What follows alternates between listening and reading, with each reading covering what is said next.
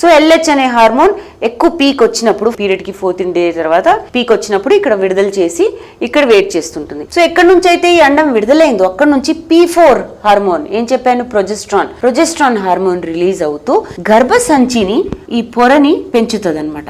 ఎలా పెంచుతుంది? Size, blood flow అనేది ఎక్కువ అవుతూ ఉంటుంది. సో అర్థమైందా P4 రోల్ ఏంటో, ప్రొజెస్ట్రాన్ రోలు.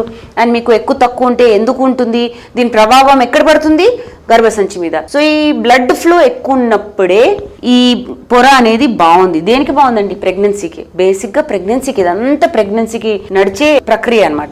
ఈ టైంలో అది విడుదల ఇక్కడ వెయిట్ చేస్తుండగా పొర ఇక్కడ పెరిగేటప్పుడు బ్లడ్ సప్లై బాగున్నప్పుడు, సపోజ్ హస్బెండ్ వైఫ్ కలిసారనుకోండి, ఆ టైంలో స్పర్మ్స్ అనేవి ఇక్కడ డిపాజిట్ అవుతాయి. దీన్ని వజైనా అంటారు. ఇక్కడ నుంచి స్పర్మ్స్ స్విమ్ చేసుకుంటూ అండం దాకా వెళ్తాయి అనమాట. ఈ అండం ఒక 2 రోజుల దాకా ఈ ట్యూబ్ లో వెయిట్ చేస్తుంది అనమాట. వీర్యకణాలు చేరకపోతే చచ్చిపోతుంది.